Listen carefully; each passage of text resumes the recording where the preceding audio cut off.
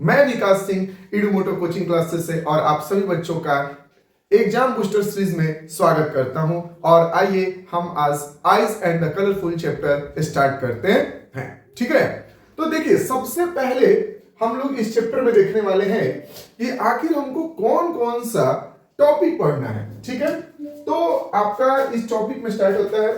तो सबसे पहले हम जानेंगे कि आखिर हमको इस चैप्टर में पढ़ना क्या क्या है। तो आपको इस चैप्टर में ये कुछ टॉपिक्स दिए हैं, इससे ज्यादा आपको ये पूरे टॉपिक्स के अलावा कुछ भी नहीं पढ़ना है। ठीक है, तो इतने टॉपिक से कहां कहां से कौन कौन सा क्वेश्चंस एराइज होगा उसके बारे में भी हम लोग जानेंगे।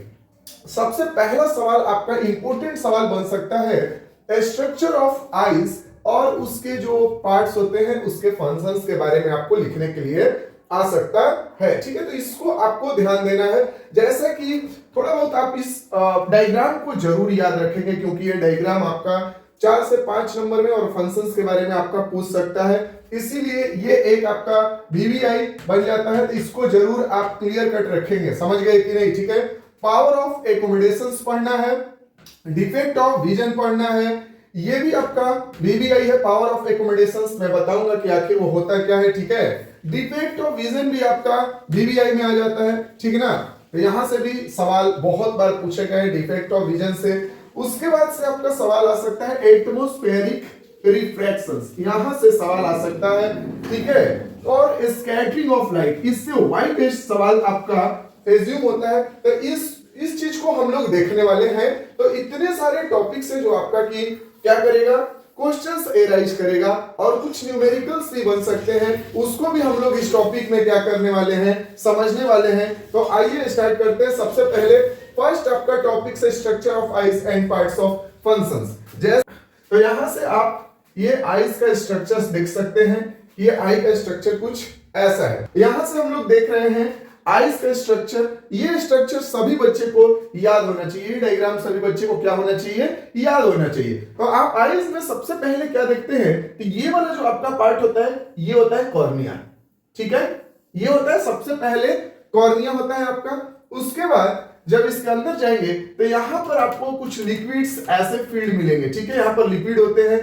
ठीक है, इस लिक्विड को हम लोग एक्वस ट्यूमर बोलते हैं। ठीक है, इसके बाद जब आप अंदर जाएंगे तो आपको मिलेगा आइरिस। ठीक है, ये वाला जो पोर्शन आप देख रहे हैं ये है आइरिस। ठीक है, और इस जो आइरिस के बीच में ये आपको गैप दिख रहा है, ये आपको जो गैप दिख रहा है इस गैप को हम लोग प्यूपिल कहते हैं। इसके बाद आपको मिलेगा लेंस। ये कौन सा लेंस होता है, तो ये आपका लेंस होता है कन्वेक्स लेंस। इस कन्वेक्स लेंस से जब आप अंदर आएंगे तो यहां पर भी आपको लिक्विड मिलेंगे। ये लिक्विड जो होते हैं इसको हम लोग विट्रस ह्यूमर कहते हैं। ठीक है, क्या कहते हैं, विट्रस ह्यूमर। ठीक है, ये लिक्विड यहां पर होता है। इसके आगे जाएंगे तो ये वाला जो पोर्शन आप देख रहे हैं ये स्क्रीन होता है। यहीं पर आपका क्या होता है कि इमेज का फॉर्मेशन होता है। यहां पर आपका इमेज का फॉर्मेशन होता है, इसको हम लोग रेटिना बोलते हैं। समझ गए कि नहीं। ठीक है, उसके बाद से बात कर ले तो यहां पर जो इमेज बनता है आपका ये उल्टा बनता है। आपको पता है कि कन्वेक्स लेंस जो आपका इमेज का फॉर्मेशन करेगा वो कैसा करेगा, रियल एंड इन्वर्टेड। तो अब आप तो इन्वर्टेड तो देखते नहीं है, किसी भी ऑब्जेक्ट को उल्टा तो नहीं देखते हैं, सीधा ही देखते हैं। तो यहां से जो ये आपका ऑप्टिक नर्व्स है, ये ऑप्टिक नर्व्स उसको ब्रेन तक मैसेज ले जाके और क्या करता है, उसको सीधा दिखाने में हेल्प करता है। ठीक है, तो ये आपका एक डायग्राम है जिसको कि क्लियर रखना है। ठीक है, उसके बाद हम बात करते हैं कि इसके जो कुछ पार्ट्स हैं इसके फंक्शंस के बारे में आपको समझना है। तो इसके फंक्शंस यहां पर हमने लाए हैं, इसको हम लोग देख सकते हैं।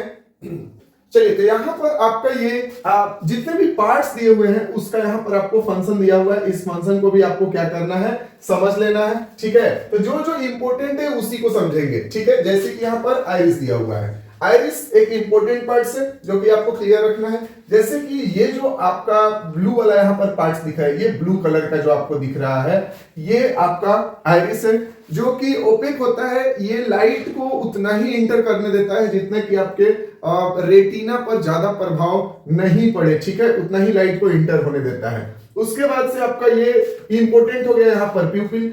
प्यूपिल को कितना मतलब कि लाइट इंटर करने देना है, ये देखिए आइरिस जो होता है ना, लाइट को कितना इंटर होने देना है ये कंट्रोल करता है। तो आखिर लाइट जाएगा तो वहां पर ब्लैंक जगह चाहिए। तो जैसे कि ये आपका ब्लैंक जगह है, खाली जगह है, तो ये आइरिस जो होगा कितना बड़ा होगा कितना छोटा होगा, ठीक है, उसके बीच में जो गैप बनेगा उसी को हम लोग क्या कहते हैं, प्यूपिल कहते हैं। The small round black area at the centre of the eye, ठीक है। तो यहाँ पर लाइट इंटर होता है तो वो एक ब्लैक होल होता है, इसीलिए यहाँ पर ब्लैक कलर का दिखता है, इससे ही लाइट अंदर जाता है। लेकिन लाइट कितना अंदर जाएगा कितना बाहर जाएगा वो आपका आइरिस कंट्रोल करेगा, ठीक है। उसके बाद रेटिना आपका, ये एक इंपॉर्टेंट पार्ट हो गया। रेटिना क्या करता है, इसी के ऊपर आपका जो है इमेज का फॉर्मेशन होता है, ये एक स्क्रीन का काम करता है, ठीक है।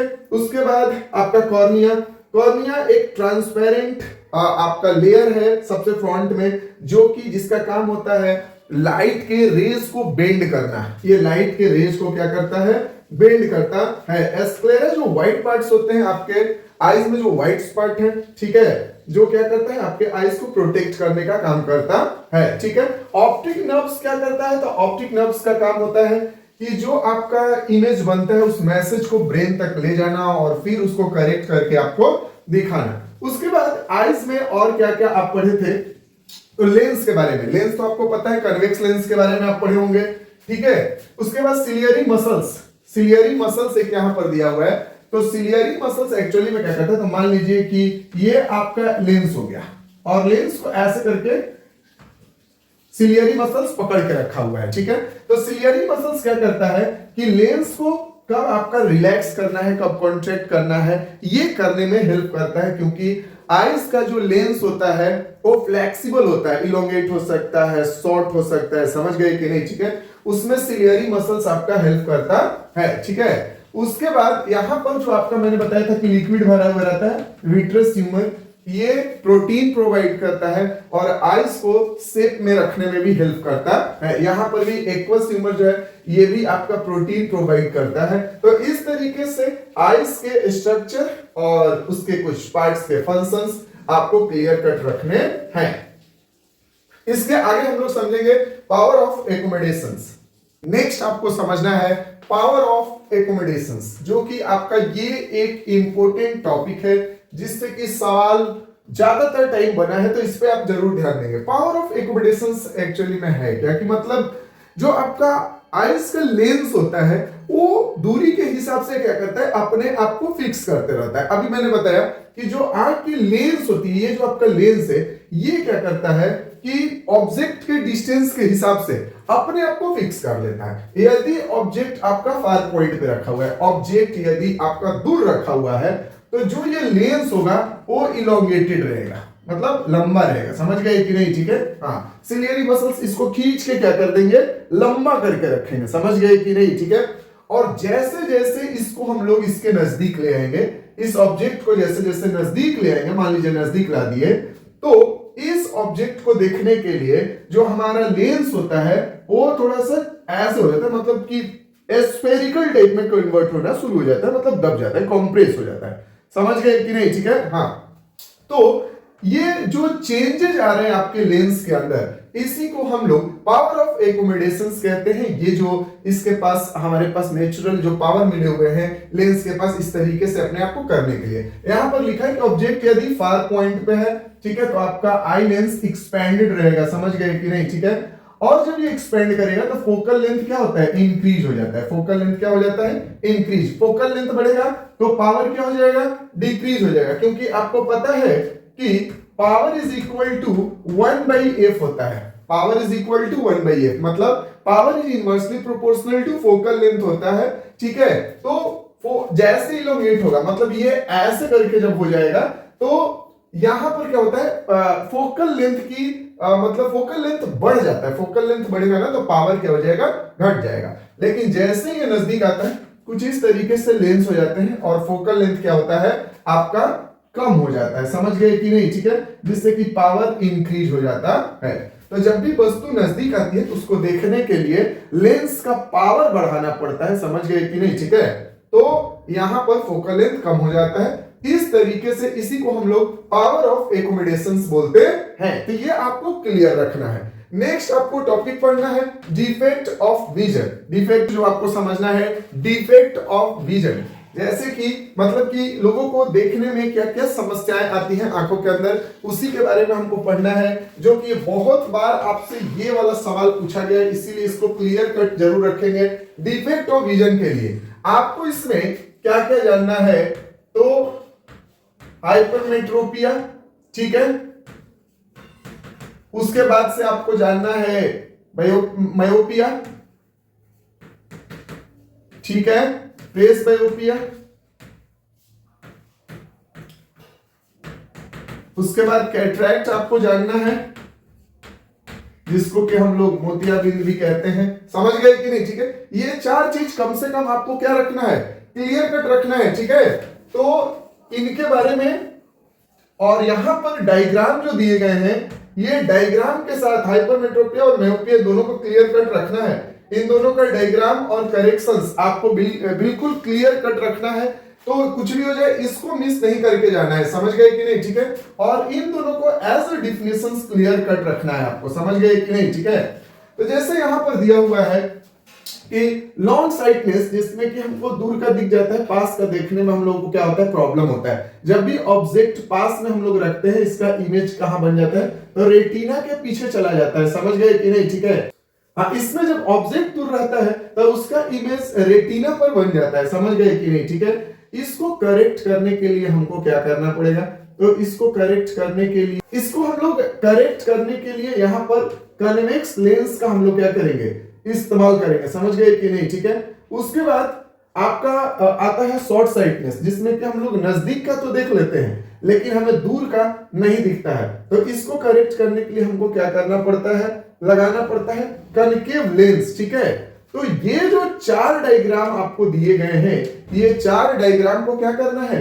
क्लियर कट रखना है। चारों डायग्राम को आपको क्या करना है, क्लियर कट रखना है। ठीक है, लॉन्ग साइटनेस और शॉर्ट साइटनेस, कैसे उसका इमेज में प्रॉब्लम आता है, मतलब कहां इमेज बनने लगता है, ठीक है, और कौन सा उसमें लेंस लगाएंगे तो ये सही हो जाएगा। तो आपका शॉर्ट साइटनेस में कनकेव लेंस लगाएंगे, लॉन्ग साइटनेस में आपका कन्वेक्स लेंस लगाएंगे। ठीक है, जिससे कि ये सही होगा। तो इस डायग्राम को और इन दोनों के डिफिनेशंस को क्लियर कट रखना है। एज इसी बात को डिफिनेशन के तौर पर भी यहाँ पे हम लोग लिख सकते हैं, उसको भी क्लियर रखना है, आप लोग जरूर ध्यान में रखेंगे। नेक्स्ट, प्रिज्म के बारे में, ठीक है, प्रिज्म तो आप लोगों ने देखा होगा, प्रिज्म आपने देखा होगा, ये ग्लास प्रिज्म है जिसका कि आपका 3D मॉडल है। आपका ये डाउनवर्ड डायरेक्शन से देखा जाए तो आपका ये एक रेक्टेंगुलर शेप में है।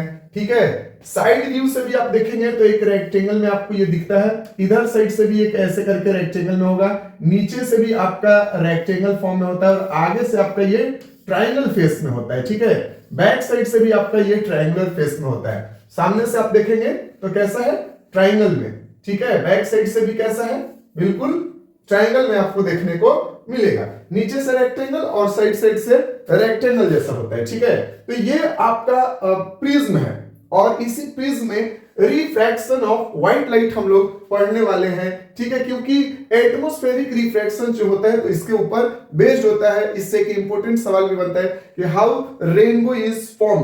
तो कुछ आपको वाई बेस्ड क्वेश्चंस जो आएंगे वो atmospheric refractions, dispersion of white light और स्कैटरिंग ऑफ लाइट से आने वाला है, तो इसको हम लोग देखेंगे। तो चलिए देखते हैं, सबसे पहले स्कैटरिंग ऑफ व्हाइट लाइट या डिस्पर्शन ऑफ व्हाइट लाइट हम लोग यहां पर देखेंगे। डिस्पर्शन ऑफ व्हाइट लाइट, जैसे कि ये आपका एक प्रिज्म है। ठीक है, ये क्या है, प्रिज्म। यहां से व्हाइट लाइट गया, यहां पर टकराया। ठीक है, इसको मतलब थोड़ा सा देखिए यहां पर कैसे होता है, बेंडिंग ऑफ लाइट होगा। क्यों? क्योंकि ये एयर है और एयर से लाइट इंटर कर रहा है आपका ये ग्लास में।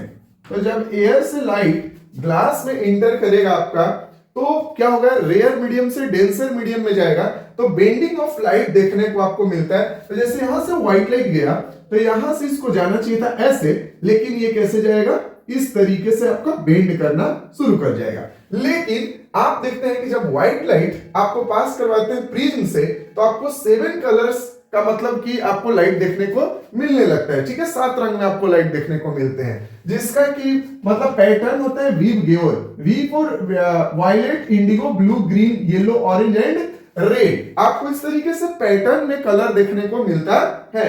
तो ये ऐसा क्यों होता है, तो मैं आपको बता दूं। तो देखिए, हर एक कलर ऑफ लाइट का और वेवलेंथ फ्रीक्वेंसी अलग अलग होता है, समझ गए कि नहीं? ठीक है, ये ध्यान में रखिएगा कि इसका वेवलेंथ कैसा होगा, फ्रीक्वेंसी कैसा होगा, तो उसमें बेंडिंग कितना होगा, ये एक नंबर का सवाल आपका बन सकता है, तो क्लियर कट रखना है। तो अपने वेवलेंथ और फ्रीक्वेंसी के हिसाब से ये लोग बेंडिंग करना शुरू कर देते हैं। तो जिस कलर का जैसा वेवलेंथ वैसा बेंडिंग, इसीलिए हर कलर का वेवलेंथ बेंडिंग अलग अलग होता है। तो क्या करता है, अपने हिसाब से बेंडिंग करते हैं, इसलिए सारे कलर्स एक दूसरे से क्या हो जाते हैं, सेपरेट हो जाते हैं। सबसे आपको नीचे में वायलेट, इंडिगो ब्लू देखने को मिलेगा और ऊपर में आपको रेड, ऑरेंज, येलो कलर्स देखने को मिलते हैं। तो अब इसकी वजह से आपके एटमॉस्फेयर के अंदर बहुत सारे अलग अलग मतलब कि पैटर्न देखने को मिलता है, नेचुरल फेनोमेनन्स। जैसे कि आपको वाई बेस्ड सवाल क्या क्या आ सकता है, तो आप वाई बेस्ड सवाल देखेंगे, आपको वाई बेस्ड सवाल इससे बन सकता है जो कि बहुत ही इंपॉर्टेंट है, सभी बच्चे इसको क्लियर कट रखेंगे। क्या क्या सवाल बन सकता है कि ए स्टार जो है क्यों ट्विंकलिंग करता है, ठीक है, ये क्वेश्चंस आपको बन सकते हैं कि व्हाई स्टार्स इज ट्विंकलिंग, ऐसा क्यों होता है बाबू, क्योंकि ये आपका मान लीजिए अर्थ है, ठीक है, इसको मान लेते हैं अर्थ, अर्थ के ऊपर क्या है, एटमॉस्फेयर, ये स्टार हो गया आपका। अब यहां से जब लाइट चलेगा तो रेयर मीडियम, क्योंकि ऊपर में एयर वगैरह तो कुछ नहीं है स्पेस में, अब रेयर मीडियम से डेंसर मीडियम में जैसे जैसे इंटर करेगा तो लाइट का क्या होना, बेंडिंग शुरू हो जाएगा, समझ गए कि नहीं? अब यहां से आप जब इस लाइट को देखेंगे तो हिलता हुआ नजर आएगा, इसीलिए जो आपका स्टार होता है वो ट्विंकलिंग करता है। वहीं पर प्लेनेट क्यों नहीं ट्विंकलिंग करता, तो प्लेनेट जो होता है वो नजदीक होते हैं, ठीक है। अब यहां से लाइट आता है तो ये बहुत सारे लाइट आते हैं जो कि बेंडिंग करेगा भी तो आपको समझ में नहीं आता है उतना, आपके आंखों को उतना समझ में नहीं आता, लेकिन ये जब दूर से लाइट आता है तो ये जो बीम ऑफ लाइट है वो रे ऑफ लाइट में कन्वर्ट हो जाता है, इसीलिए आपको बेंडिंग करता हुआ नजर आता है। तो व्हाई स्टार ट्विंकलिंग, ठीक है, why planets are not twinkling, ये क्वेश्चंस आपको बन सकते हैं। और इससे एक और इंपॉर्टेंट सवाल यहां पर बन सकता है कि रेनबो कैसे फॉर्म होता है, रेनबो कैसे फॉर्म होता है, ये भी आपको क्लियर कट रखना है, समझ गए कि नहीं? ठीक है, अब रेनबो कैसे फॉर्म होता है तो आपको बता दें कि ये जो वाटर ड्रॉपलेट्स होते हैं, ये मान लीजिए वाटर ड्रॉपलेट्स है, ठीक है, वाटर ड्रॉपलेट्स, और यहां पर आपका सन है। जब भी आप रेनबो देखेंगे वो बारिश के समय में ही आपको दिखेगा। यहां से सनलाइट इसके अंदर आया, मान लीजिए, ठीक है, यहां से बेंडिंग किया इस तरीके से, ठीक है, और टोटल इंटरनल रिफ्लेक्शन होता है, टोटल इंटरनल रिफ्लेक्शन, आपकी आंखें यहां पर है, ठीक है, ये आपकी आंखें हो गई, यहां से टोटल इंटरनल रिफ्लेक्शन करेगा और आपको ये 7 रंग में डिवाइड होकर आपको दिखेंगे कलर इस तरीके से, समझ गए कि नहीं? ठीक है, तो इस तरीके से आपका रेनबो फॉर्म होता है। तो ये क्वेश्चंस आपको जरूर क्लियर कट रखना है। और स्कैटरिंग ऑफ लाइट की यदि हम बात करें तो स्कैटरिंग ऑफ लाइट में भी आपका क्या होता है कि अलग अलग आपको सवाल उठते हैं जिसको कि आपको समझना है। तो स्कैटरिंग ऑफ लाइट से आपका क्या क्या क्वेश्चंस उठ सकता है, तो आपके स्कैटरिंग ऑफ लाइट से क्वेश्चंस बन सकता है कि सनराइज या फिर सनराइज और सनसेट की वजह मतलब उसके समय पर जो आपका रेडिश कलर का क्यों दिखता है आसमान, ठीक है, आपका स्काई ब्लू क्यों दिखता है, ये सवाल भी आपका बन सकता है। तो देखिए होता क्या है कि मान लीजिए ये हमारा अर्थ है, ठीक, इस समय यहां पर सन है, सन सबसे दूर होता है इस समय शाम और सुबह के समय में हमसे, ठीक है। तो होता क्या है कि जब दूर से लाइट चल के आता है, ये एटमॉस्फेयर है, तो जो ब्लू, इंडिगो ये सब जो लाइट होते हैं ये पहले स्कैटर कर जाते हैं, समझे। रेड, येलो ये सब जो बहुत दूर तक ट्रेवल करके आते हैं। तो हमारी आंखें जब ये लाइट को देखती है तो हमें रेडिश और येलो कलर का ही दिखाई देता है। स्काई ब्लू क्यों दिखता है, क्योंकि blue colour, indigo colour, violet colour सबसे पहले स्कैटर्ड कर जाते हैं आसमान में, इसीलिए वो कलर आपको दिखाई देता है। तो ये सब क्वेश्चंस आपको क्या करना है, क्लियर कट रखना है। लास्ट सवाल आपसे क्या बन सकता है, तो लास्ट सवाल भी आपसे बन सकता है न्यूमेरिकल्स आपको आ सकते हैं कि आइस का पावर ये है, आपका फोकल लेंथ इतना है, पावर इतना है, तो कहां पर ऑब्जेक्ट रहेगा, कौन सा, कितने फोकल लेंथ का हम लोग कनकेव या कन्वेक्स लेंस यूज करेंगे, तो ये सवाल भी आपसे बन सकता है। अब इसी के साथ आपका ये पूरा चैप्टर द एंड होता है, इससे ज्यादा सवाल आपका नहीं बनने वाला, तो इतना सभी बच्चे क्लियर करके रखेंगे। Thank you.